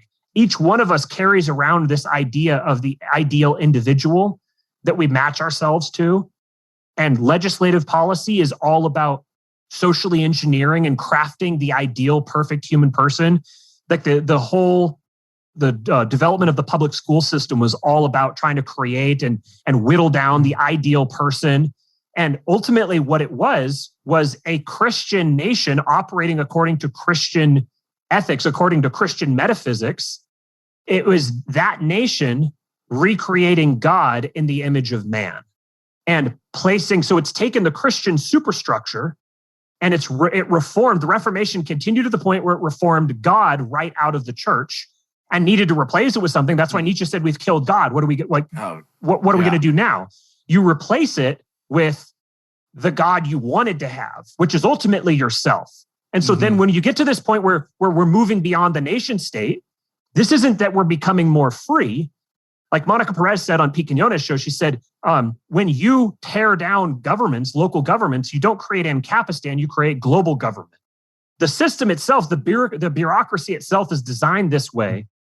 The inefficiency is a feature, not a bug. The idea here is you alchemically weaponize opposition to yourself and turn it into more power, expand your power. So you have this bloated, corrupt, incompetent bureaucracy. That means we need more bureaucracy. That means we need more power. We need to create new institutions. The limited government notion has done this as well, where it said, "Oh, we can't give too much power to any individual body, so we have to create a new body. We have to create a new one and a new one and a new one and a new one." Until pretty soon you've got this massive, expansive, multi-trillion-dollar bureaucracy that was created in the name of limited government. So all of these things are all working to the point where what I've been forecasting, what I'm expecting, is we're going to begin to hear rhetoric talking about why we cannot use the government anymore. That the government is, my guess is probably it's going to be something like it's taken over by white supremacists. This is why I'm actually starting to think that 2024 may be a Republican. Because it fits the narrative better from that perspective, right? Exactly. You run somebody like Jim Jordan and they've taken over. We can't use, it's common knowledge that the corporations own the government. Like the government is just a tool being used by the millionaires and the billionaires. The government is just if the government wasn't there, it would be something else. It's wealthy, powerful people using the means at their disposal to socially engineer and amass resources for themselves. And they're going to use whatever system is there to do that. So they've been using the state as a middleman. And what they're doing right now is they're evolving the middleman out and creating all you have is the serfs and the global technocrats, which are going to continue to solve for one. They're going to continue to solve for the one at the top, which is the absolute conception of the ideal self. And they'll put a crown on him and they'll call him their king. That's the trend. That's the direction everything is moving toward. And libertarians are positioned to jump feet first into something like that. Yes, finally, get the state out. That's what we've wanted all along. We've just been trying to get rid of the state. Well, all you did is you just removed any incentive to act like you have rights. There's no reason to go through all the rigmarole anymore. We're just going to have the ones in power, the global technocrats, just enforce their will and everyone will cheer it as they go. And there's no reason to bother with all these silly things like voting and all that stuff. That's just inefficient. We know what the outcome needs to be. We're fully self-actualized. We've realized the truth. We've created heaven on earth. We have our utopia. That's right. Where we're headed. So let's ask the question.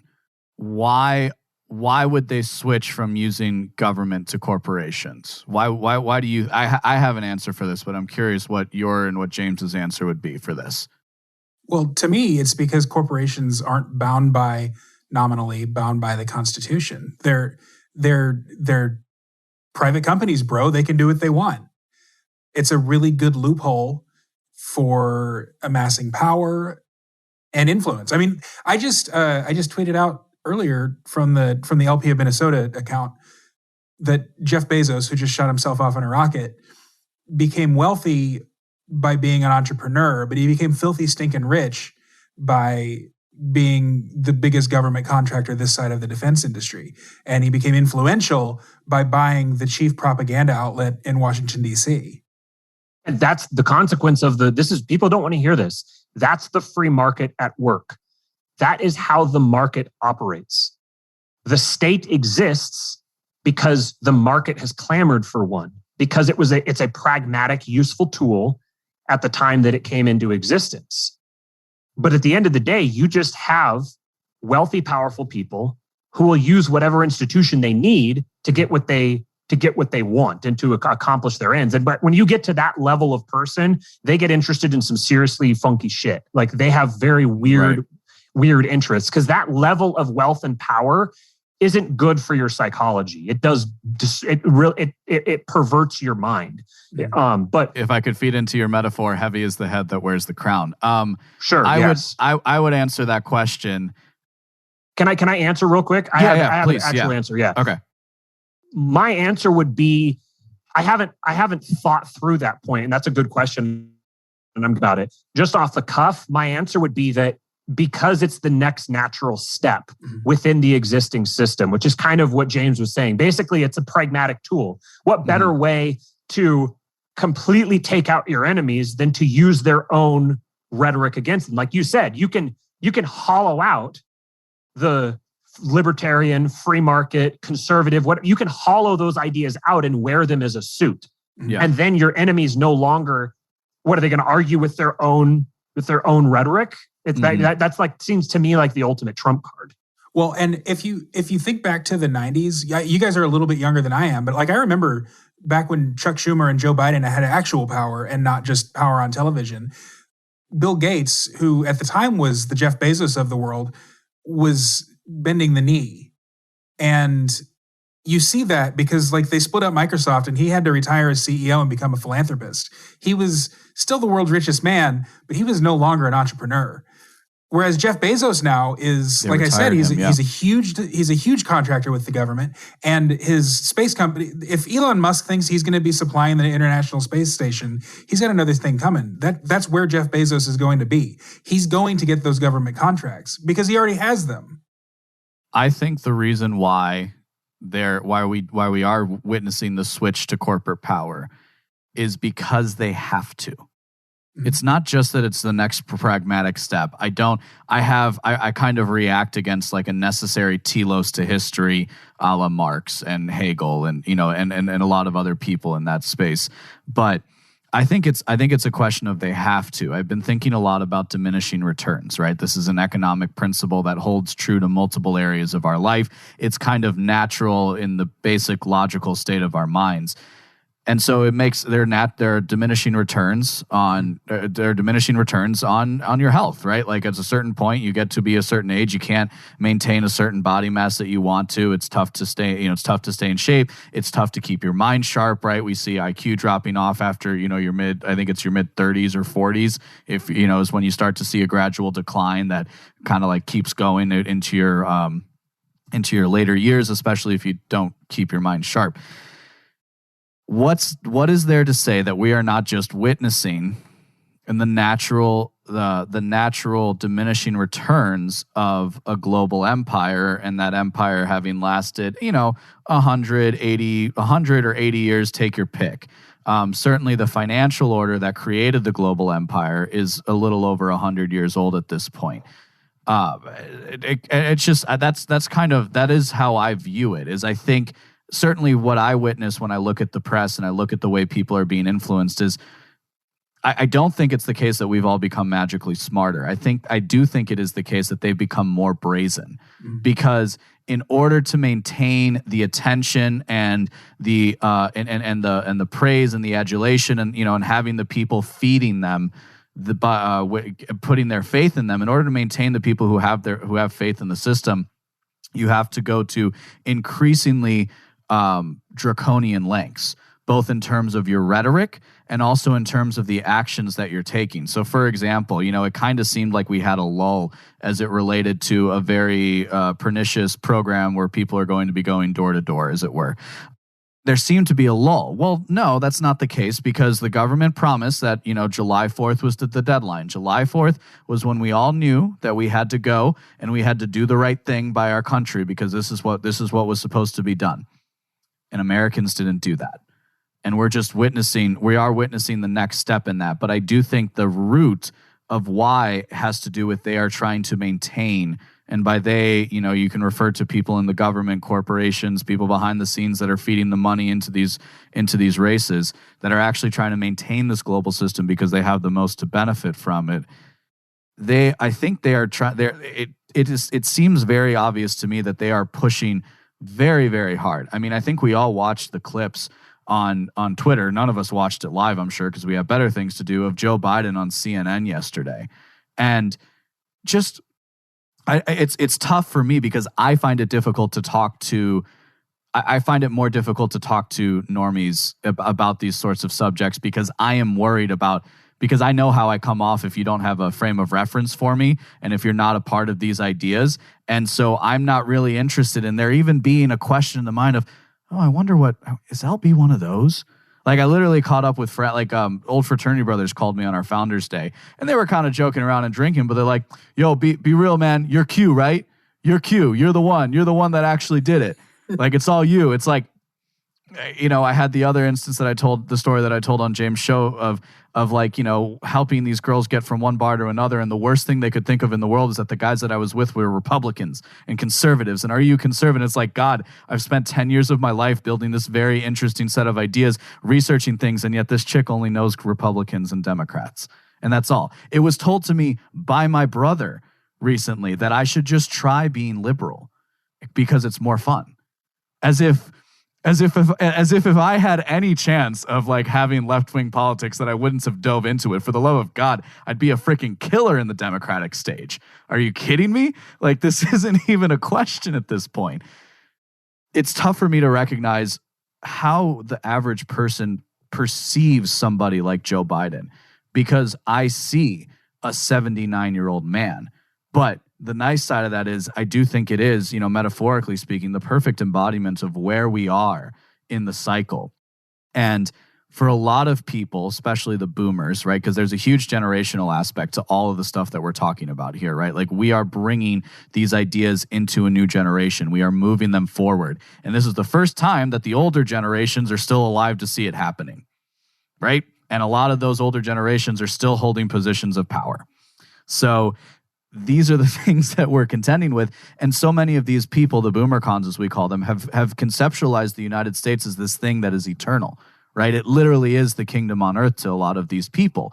There are tons of problems with American Christianity that I don't feel that I'm the expert to get into it, but suffice to say, I think they exist. These people have all lost their faith, and we're witnessing the consequence of that. Again, like I said, that faith has to go somewhere. What I'm excited about is I think we're actually starting to move forward into the building blocks of what is going to happen next. But the scary part is the moments in between. And going back to the thing I said, because yes, obviously some people are going to get left behind. I'm not interested in bringing everybody. I only want to bring the people who don't want to get left behind. And I think one thing that's different about the approach that I take is where I'm kind of a little bit more of a medium or a guide of a kind, where I try to walk through the ideas and okay, let's follow this logic as far as we can, and in the hopes that people will actually start to see how the chains fit together, right? It's about orientation, if you will. that more so than it is like, again, a destination. I feel kind of similarly that part there, that you're not, I don't feel like I'm someone who brings original ideas to the table. I try to synthesize other people's ideas and just kind of put them together and deliver them to people so that people can go do more research for themselves. What you just described, LB, was it's very similar to what the artist formerly known as Vin Armani described on his video series, the Ascendant Project. He talks about... I've listened to an hour of Vin, which was when he was on Liberty Lockdown with Matt. Okay, well, this is from years ago. Yeah. And it's really insightful. He didn't come up with it, obviously. It's like ancient Indian stuff. It's based on their caste system. But it follows this pattern where, like, right now we're living in an era, or transitioning into an era, where the priestly class, which in the modern age, the priestly class was the political scientists, the lawyers, the politicians, et cetera. The economist. The economist in particular too. Yeah. Because that's the era that we lived in. But the priestly class in a religious society or a secular society always relies on their financiers, because priests don't produce anything. They Correct. rely on the donations and the basically superstition of their funders. And so eventually the priestly class gives way to the merchant class, which is what I think we're seeing. That's kind of what you just described. That's actually a part of a kind of a theory that I've been sort of putting together a little bit, in large part influenced by a guy named Jay Dyer, who, LB, you would find him really interesting if you haven't heard of him. Okay. He is a absolute titanic intellect. He's an Orthodox Christian, and he does a lot of proof of God debates. That was kind of how he got his name. I don't think he does them as much anymore, but I've never encountered someone who has read as much philosophy as he has and can argue it off the cuff. So I think he's someone you'd find really interesting. But one thing I've been I tweeted something the other day, and I said that, well, in the past I've said that libertarianism and communism are only different in theory. And the other thing I said recently is that communism and capitalism are two means to the same end.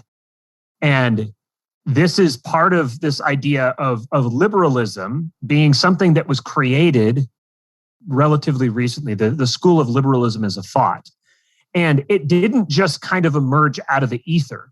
I don't know if this is something characteristic of just our generation or if this is something about humans in general, but there's this tendency to kind of view things that happened before us as things that just kind of happened, and we don't place them in their historical context. We don't understand this happened because of this, in large part just because our brains can't contain all of that. We can't sit down and trace, cause effect all the way back into infinity, because you have to feed yourself. You have to go do something. So liberalism was an ideology conceived by the aristocracy, and it was conceived by an aristocracy that was close in a lot of senses with a merchant class. A merchant class being a class that was gaining in power relative to the declining in power monarchies or sovereign nations and nation states. And the merchant class had an incentive to break down barriers to trade. So monarchs would use tariffs as a way of preventing other nations or other people groups from coming into their region and plundering them under the hey, we're peaceful, but coming in and like undermining their wage ability or that type of thing. So monarchs, that was one motivation for monarchs to engage in forms of protectionism. That's because they're protecting their country from people who are have ill intent. And the merchant class had a strong incentive to see those sorts of trade barriers come down, because their ability to make money depended on that. So this wasn't like people that were just out of the goodness of their heart, like all these poor people. We need to have open trade. It's the same as the thing with taxation. You get it's also the same reason why we. It's also the same. It's also the same reason why like a parliament developed, why the House of Lords was developed, why the king has a court, is you have one guy who said, like from in an evolutionary sense, you have one guy who says this is all mine. And then you have a few other guys say like, but hang on, isn't some of this mine too? Because I helped you with this. And then you have a few more people who are like, hey, you guys have kind of been sitting on your butts and now this stuff is mine, but you say it's yours and I want more of it. And so and as those people gain power, there's a component that misses that I think is not necessarily missing from your analysis, but it bears thought, which is the degree to which technology advances these things forward as well. Right? That was the next part of it. Okay. Yeah. Cool. Yeah. sorry then to step on you, but I think this is the natural extension of rights in a sense, right? Like, because is there a good working definition for a right? The only thing I can come up with is something that's taken as a given, right? Like it's just something that is presupposed that this should be. And everything else is just kind of window dressing on that very core context. And if you look at the history of humanity, you'd basically see the idea of rights being extended to more and more people. We can say in a culmination of what we might call the liberal order, where everybody is a sovereign individual. And, I do think that's still a decent ideal. We can argue about that, I suppose. But there's kind of to the point of like, Locke put forward the tabula rasa without understanding evolution. Like we kind of understand today, and certainly we've witnessed this in the aftermath of 2020, and really not even 2020, 2016 and then 2020, right? Because 2016 you saw the left uncouple from reality because the press couldn't take responsibility for the fact that they got Donald Trump elected, and moreover they had to maintain their control over it. And then in 2020 you had the right break from reality because obviously he was supposed to win the thing that he was going for, and so this is clearly a problem. And oh my gosh, don't you see that there are bad things happening in these different places? It's like, yes, all of these things have always been occurring. You're just now paying attention to it. Why? Well, fundamentally, because of the degree to which technology has changed. This is where the generational understanding really has to come into play here, because this is 100% true and 100% personal. This just happened in my family this week. With this Cuba situation, my family has been a little more, active on social media, and my younger sister posted shared the president's statement to the people of Cuba where he said he stands with them, but I'm not going to do anything, because it should be easy to give them Wi-Fi, right? I don't know the technical aspects of it, but if somebody wants to tell me, everybody's been floating this idea. It seems very easy. Here's my point. She shared the post and commented saying it's not authoritarianism, it's communism. Communism is the evil that has rotted this island, and all the good things that you're supposed to say and all the true things about what's actually happening to the people in Cuba. It's not a fucking embargo, people. It's so, and she says that, and then my grandmother comments on that saying it's such a shame that you would share Joe Biden's words. I can't believe you would do that. He's a liar. There is legitimately people who are older do not understand. I wrote a piece where I said, you can drive, it's one thing to be able to drive a car. Asking somebody over a certain age to use a platform like Facebook is like asking somebody who's only ever ridden a horse to land a fighter jet. That's what you're asking somebody to do on a daily basis. And yet millions of people are working in these platforms thinking they're getting information. And again, literally, here is my sister criticizing Joe Biden, right? But my grandmother, as she's sipping her, liberal tears daily caller mug, is saying, how dare you share the words of Joe Biden? It doesn't even connect, man. And it's this drives me insane because I witness it and I try to have a conversation about it in the family. And there's just, there's no conversation to be had because they're not interested. Nobody's interested in hearing about their shortcomings. But this is a real thing that a lot of people are experiencing right now. It was interesting that you talked about how the right and the left both broke from reality at the same time. And it's interesting that you framed it that way because if the left and the right both broke from reality, then what was reality? Reality is mediated through the individual.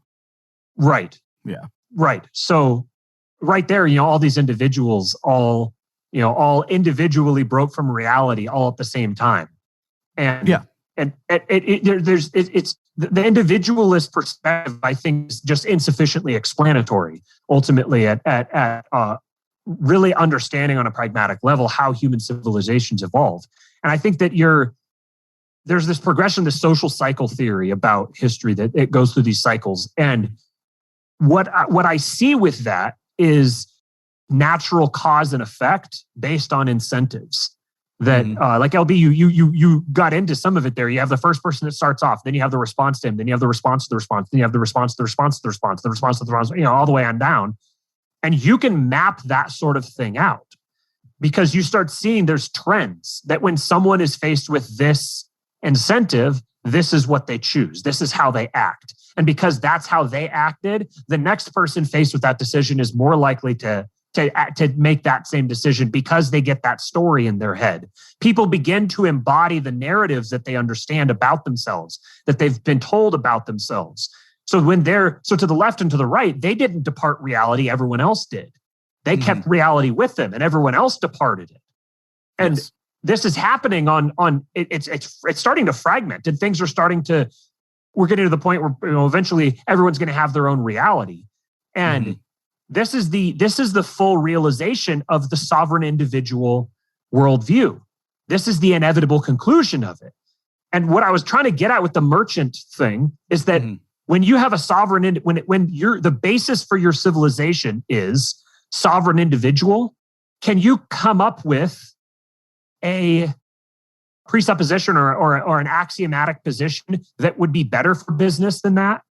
You've just created that system exists for that reason, because there was pressure by invested people to break down the barriers that maintain humans in groups so that they can create more customers for themselves. The sovereign individual conception ultimately pits parents against children and husbands against wives and fathers against children. It inevitably sets you as each potentially in competition for scarce resources because you are sovereign individuals.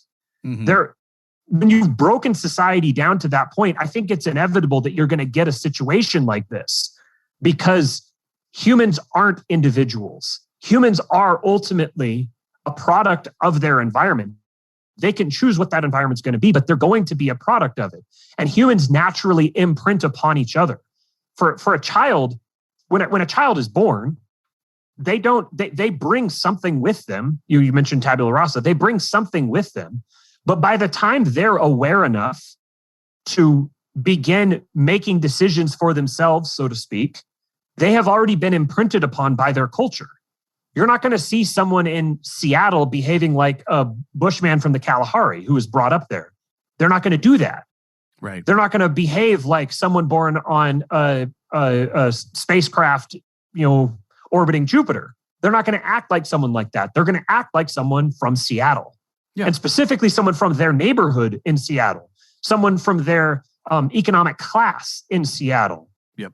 Human beings are imprinted upon by the society around us, and then we go out and we participate in it. So our action is informed firstly by the I guess you would call it like the collective consciousness of the society that preceded us. And where did that come from?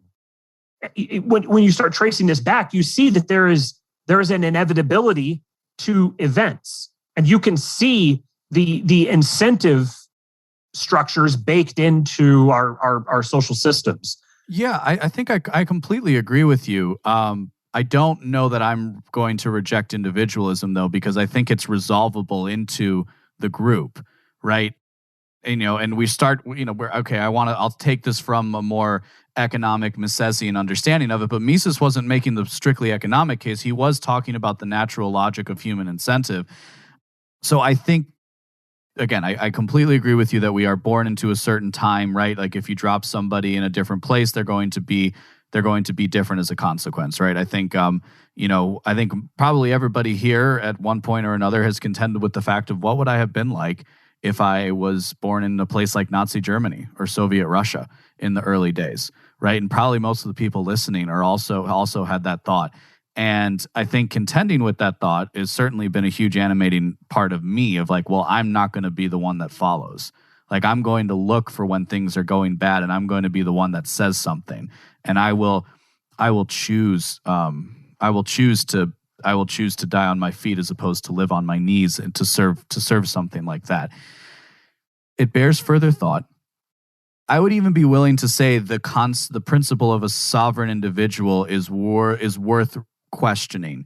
I don't know that negates individualism or the Christian idea, if we will, of treating people as individuals and treating people as you would want to be treated. Because I think we can operate on both levels. And I put it this way, right? So I think that the ever-present monolith always exists in our minds, and it's in the amygdala. I've been saying it. I hope to God I'm right. That's the fear center of the brain. That's the fight or flight, if memory serves. That's where we get the basic distinction of us versus them. Are you with us or are you against us? Our capacity for reason allows us to build off of this ever-present monolith and give us a more sophisticated understanding of the world. It's the difference between a strict number line and, to bring somebody that you talked about before, a Cartesian plane. We can do a lot more mathematically with a Cartesian plane than we can with a strict number line. It doesn't mean that either is necessarily valid or invalid. I think I've said, I've defined skepticism in many ways, but one of the ways I say is there's at least two ways of doing everything. And that's kind of part of the problem is we see this trend play out. We've always had these debates within society. It was the Epicureans versus the Stoics. It was the Gnostics versus the Catholics. It was the It was the Calvinites versus the free will people. These sorts of conversations have always been had throughout human history. I truly do view it right now. I'm happy to be changed, my mind to be changed with better evidence, is a consequence of human temperament. And there seems to be something about society when it reaches a certain level that you actually need these conflicting temperaments in order to operate at a higher structure, right? I think we would all agree that if we didn't have the current crop of elites that we do have, who have the ability and the technical control that they do, we would be engaging in a natural deflationary and decentralization process, right? Because these things have happened at different points in human history in the past. You had the Roman Empire, and then you had Christendom, which rose about in the aftermath of the Roman Empire, what today we call Europe, which was a bunch of kings squabbling over pieces of ground, and especially in places like Germany, right? So I think we would be kind of naturally entering into this cycle in that we can understand a life cycle of society. Again, going back to they have to do this to maintain their control. I think there's a lot of people trying to do everything they can to prevent those the natural forces. I think Steven is your co-host's name. Mm-hmm. So I think I saw him put this out there, and he's completely right when he tweeted it, which was I feel this myself living in a state like Illinois. Is there, over the next few years, there's a natural segregation that is going to happen in this country where people who are ostensibly left-wing and right-wing will be moving to other states, or you're going to shut your dang mouth and be quiet about who you are because you won't have any friends. You won't have any friends left. I do think, like I said, I think that's part of this natural decentralization tendency that we're all feeling. I've got family members who never thought they'd be leaving the state of Illinois who are moving to Texas right now, who are talking about moving to Texas because half their family has now extended family has now moved down there because, at least it's marginally freer than a place like Chicago or Colorado. These types of things are kind of happening all around us, and it's important to remember them. There's been this parallel happening where there's a centralization happening on one hand while there's a decentralization happening on the other. You're getting a centralization of power coupled with a decentralization of technology, perhaps, or maybe it's something other than that. I'm not sure, but because you're right, we're gonna get this segregation of people returning to their tribes, and that's one thing to make my position clear, just for anyone listening. I don't subscribe to the individualist perspective or the collectivist perspective. I kind of reject the categorization. I think that I don't have it fully worked out, but I think that there's something in the presuppositions of it that I think something about the presuppositions is too materialist for me. I think is probably what it is. There's a bug in there that I'm trying to suss out. But ultimately, I would say that humans are neither individualist nor collectivist. They're tribal. And I think that's a different thing. I don't think that's Entirely, collectivist, yes. and I don't think it's individualist. They're tribal. And for that reason, we're kind of returning to on one hand, we're returning to a more tribal state, but it's within a completely different context, because now there's going to be a global technocratic government. You're not going to have the same quality of freedom of movement. It's going to be different in a qualitative sense. And yet at the same time, if you're smart, if you're wise, if you've applied yourself, if you take advantage of technology in the right way, you can also effectively make yourself invisible within it. So you can be as if that global technocracy doesn't exist. But again, it requires that you're making the right decisions and you're acting in a way that's concordant with that. So I think that I see these trends that keep repeating themselves, and I think that you can suss out larger narratives from them. But one of my favorite concepts that I was just exposed to recently is a concept of an egregore, which is I saw you tweet this. I didn't chase it down though. Right. Yeah. The concept is that like there's how would I explain this? It's like ideas are actually non-physical beings. An idea is actually in a metaphysical realm, it's actually a being. And so then when you get that phrase, what is it that Jung said that people don't have ideas have people. Sure. And so egregore is an occultist term. The ancient Greeks thought that the passions were literally things that overtook you, right? That is why Cupid's arrow strikes you and you're in love.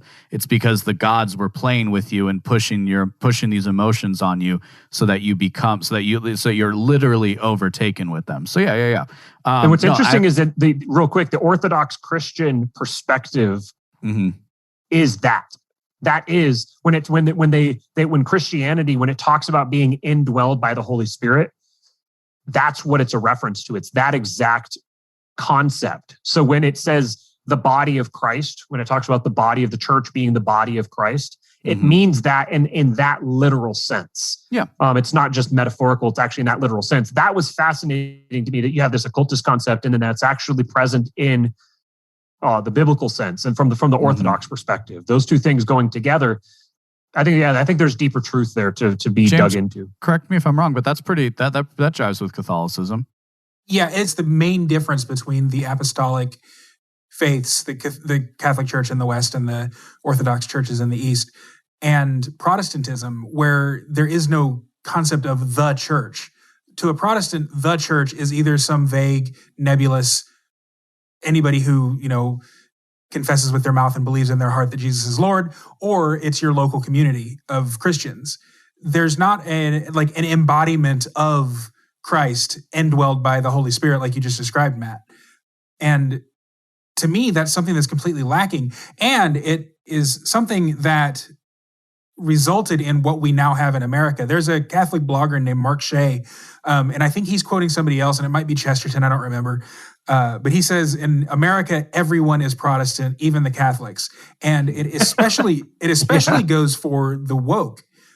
The problem is they have lost the concept of the ultimate scapegoat in Christ. And so now they're just willing to scapegoat anybody. It gets back to Gornowski's, and obviously Girard's mimetic theory, where we need a scapegoat. If no one's the scapegoat, everyone is the scapegoat. Yeah, exactly. And that's why it's so dangerous to have this sacrificeless religion, because then you sacrifice whatever. And it's completely arbitrary who's allowed to be redeemed and who's going to be placed on the altar. That's part of the reason that I'm kind of sympathetic to the idea that we're headed toward more than just your typical fourth turning. We're headed to like a fourth turning of fourth turnings. Well, and if you get Vin Armani's, it's not Vin Armani's original thought of the cyclical history. So you go from the priestly class to the merchant class, and of course, merchants rely on consumers and laborers. And so, at some point, that populist uprising overtakes that merchant class. That's the in charge, for that time. And that's what I kind of, LB, you were talking about it earlier. The left lost track of reality in 2016. The right lost track of reality in 2020. I mean, maybe this cycle is going to be super fast. And that tracks with integral theory that each of these phases of history are going faster and faster and faster because each individual, as someone experiencing the various stages of development, the same way that the global historical man has experienced these stages of development through history, the individual has to experience these levels of development in their own person. And so it has to go faster and faster and faster and faster. It helps that we have longer lifespans now, but and we're also incredibly rich, right? Like for whatever else might be happening, a turning, a cyclical cycle, we are the richest humans to have ever existed. And like, again, like the cracks are there, right? If anybody else is a Doctor Who fan, the Matt Smith arc involves a lot of cracks in the walls, and it's these cracks of reality that all has to get put back together in this beautiful arc that Stephen Moffat did before the show went to crap. The cracks in the wall, but like that's what we're seeing with like the thin blue line flag. That's what we're seeing with the autonomous zones. That's what we're seeing with empty store shelves everywhere in the country. Everywhere in the country, massive disruptions massive disruptions due to shortages across every sector of the economy, right? Like these things are happening, and yet we're still as rich as we've ever been, which is one of the reasons why I don't think you see the uprisings in the streets that you would expect to see if you were to look at other points in human history. We're very comfortable. I understand what you're saying when you say we're very rich.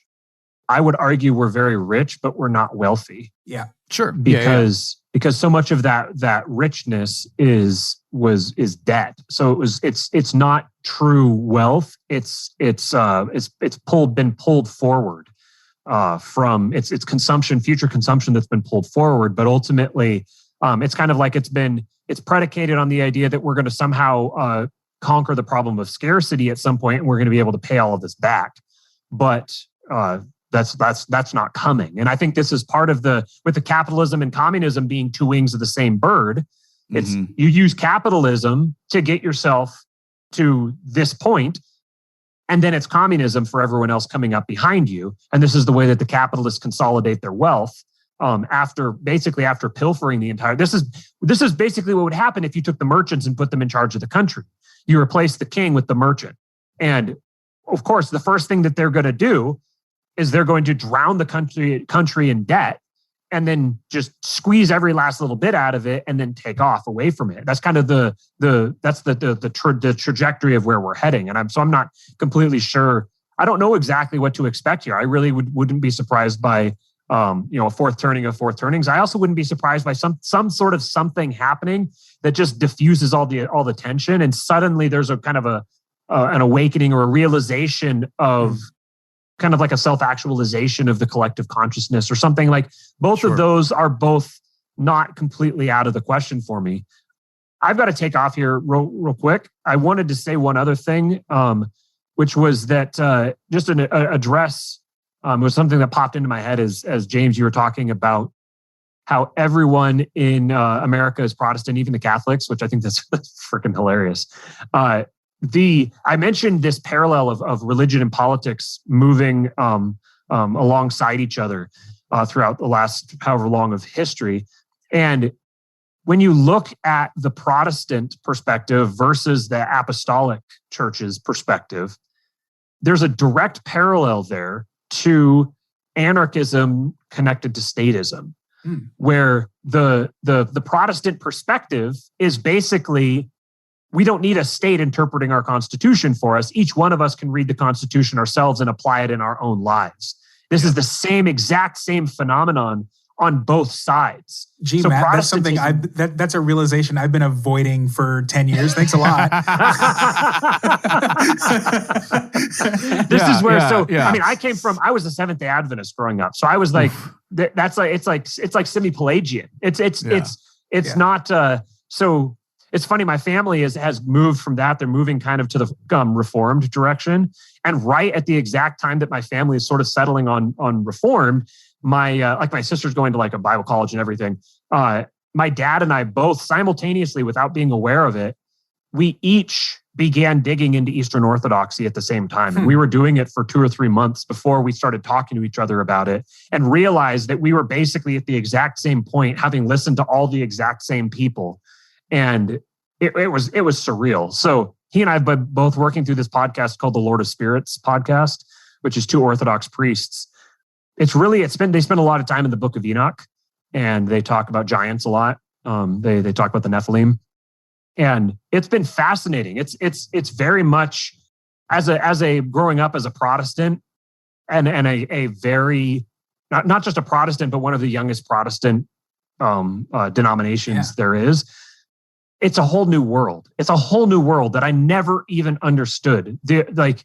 All the church fathers and the original debates over all the different councils and all this stuff is all stuff that there was zero emphasis whatsoever on knowing or understanding or having anything to do with that. And so that just, it's like an entirely new world woke itself up to me. And it happens to map perfectly to a bunch of the political realizations that I was having at the same time. So it's been kind of a euphoric experience for me. That's great. No, I love it. I think it's great. I think James and I both just had a simultaneous and parallel flashbacks to our, Catholic school upbringing and all boys high school, and you got the exact opposite experiences I did. yeah, because we were kind of, we were raised with the church fathers. Well, I definitely just wanted to make sure we hit 2 hours personally. So thanks. I would love to do this again. By the way, I could keep going forever. This has been great, and we didn't even delve into wealth, power, and influence. Well, I think I was just going to say, I was like, let's bring it back to the hook, because we talked a lot about what the future might be, but let's talk about what you should do right now, which is make sure you're in a position to take care of your. Okay, like I'll say it this way: if you're a man and you're not taking steps to make sure that you're taking care of yourself and your family and the people you care about, then you are not living up to who you're supposed to be as a person, especially if you claim that you believe in the ideals of freedom and liberty. Because if you're not in a position to help yourself, you're not in a position to help anybody else. Yeah. And so for whatever else we might experience over the next few years, if people in this space are focusing, if people who are interested in these ideas that we're bringing forward are focusing on making themselves a better person, it will freaking happen. It's like, I've given my personal testament to this a few times, but I will do it again. Like, when I stopped caring about the money coming in, suddenly I've made more money than I've, like, literally I'm making more money, and it's not even that much. It's not even that much. It's just a little bit in comparison of what I could make. But I'm making more money than I've ever made as a consequence of focusing on doing things that bring me joy, focusing on things that make me money as a consequence, and building the skill set that I have. It's like that's the hook. That is what you do. That is applying liberty. I mean that with all sincerity in the tweet that I sent out. Yes, it was also to make sure that we could get on a show together, Matt, but I also meant it. That's the nice part about it. That's the beauty of an authentic content creator such as Absolutely. I am, right? Like, it's literally, it literally works, and it's literally true. So apply liberty and work on making yourself better. And if you're not interested, don't fucking listen to me and don't follow me on Twitter, because I don't care. Like, Here. Speaking of following you on Twitter, LB, why don't we use that as an opportunity for you to plug? And we can Absolutely. I am the mind, if you didn't know already, behind the Been Awake Project for Better Sense Making, where I write and do a show where we try to explore ideas such as we're talking about now. There's some stuff we didn't get into, like my pantheonic approach, which kind of ties to some of the stuff Matt was bringing up there in the end, but we're going to have to save that for a new conversation. Please, please, please subscribe with your email address. I'm offering a lifetime discount of 50% before the 1-year anniversary of it. So if you join me now before, the stuff is frankly better than you could ever imagine something being from a guy who has no college degree, I would highly appreciate that. But please, at the very least, subscribe with your email. Follow me on Twitter at the LB Muñiz. Thank you so much, sir. Matt, go ahead. That was great. Thanks for this, guys. This has been a lot of fun. I can't wait for round 2. These are the types of conversations that I'm most interested in. This is the type of stuff that I have the most fun with, and that I think is ultimately the most productive. And I want to double stamp everything that LB just said, and I'll just add this, that liberty isn't something that you ask for; it's something that you create. Mm-hmm. And you create it in your life, and once you've created it in your life, you can spread it to others, or you can teach them how to create it in their life. That is the movement that should be the praxis in the liberty movement. It has to go somewhere. It goes toward you taking control of your own life, which starts with taking control of the source of your income, making that income mobile, and then finding a community of like-minded people and attaching your interests to that community. Because wealth is something that you generate vertically and you generate it horizontally. You can have it. The really cheesy way of saying it is that wealth can be in your net worth and also your net work. That would be the super cheesy wow, internet marketing podcast 101. Yeah. right. So the reason I do it, I make it more philosophy-y, and I say you can do it vertically or horizontally. Those are both valid means of accumulating wealth. Ideally, you want to do it. You want both. So you want to grow your wealth vertically and network yourself with people who are also growing their wealth vertically. That is what will create liberty in the future. If you think about I'll do this one little aside. With a political party, if you want to accomplish something, the first thing that you have to do is get funding for it. Mm-hmm. Everything starts with the money. Whoever has the money dictates everything else. Everything is downstream within society, within the context of politics. It's downstream from whoever is investing the money wherever. So I've said the future of the liberty movement is in business, education, and entertainment. And education and entertainment are subsets of business. It's ultimately about business.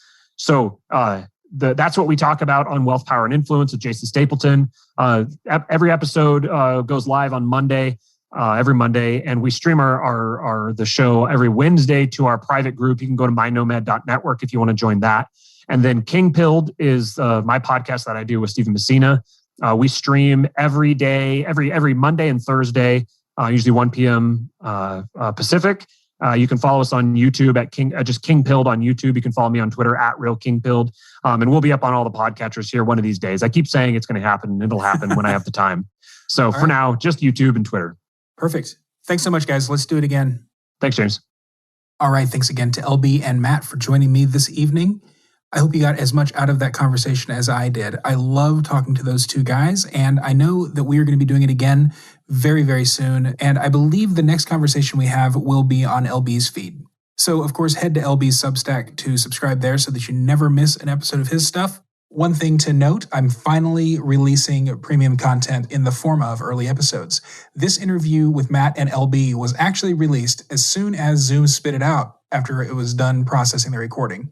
The Zoom recording included some pre-show banter between the three of us that you didn't get to hear on this track, and the people who received it several days early. They got it last Friday, and you are getting it on either Wednesday or Thursday of this week, depending on when I hit publish. So if you are interested in getting these interviews a few days to a few weeks early, and including the pre-show banter between me and the guests, then head to blackbirdpodcast.com, sign up for the $7 per month or $70 per year paid feed. And if you are content with being a freeloader, that's perfectly fine too. Head to blackbirdpodcast.com, sign up with your email address and nothing more, and you will receive every piece of free content that I release, including episodes as they are published on the podcast feed. However you support the show, you know I appreciate it. Thanks again for tuning in this time, and until next time, live free.